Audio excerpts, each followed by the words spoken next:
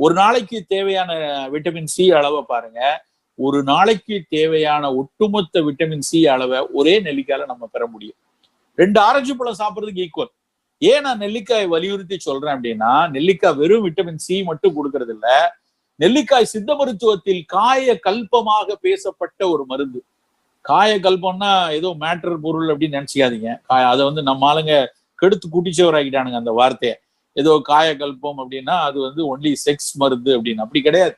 காயகல்பம் அப்படின்னா உடலை உறுதிப்பட வைத்திருக்கிற, நரை திரை மூப்பிலிருந்து பாதுகாக்கிற ஒரு பொருள் தான் நெல்லிக்காய். அந்த நெல்லிக்காய் வந்து இப்ப சீசன் வந்து மே, ஜூன், ஜூலை எல்லாம் கொத்து கொத்தாக கிடைக்கிறது. எல்லா இடத்துலயும் நெல்லிக்காய் விளைந்து கிடைக்கிறது. நாம தேடி தேடி வாங்கணும் இந்த நேரத்துல. ஏன்னா அந்த நெல்லிக்காய் வந்து ஒரு விட்டமின் சி மட்டும் கொடுக்கறது இல்ல, அதுல இருக்க ஃபீனாலிக் காம்பவுண்ட், அதுல இருக்கக்கூடிய டெர்பினாட், எத்தனை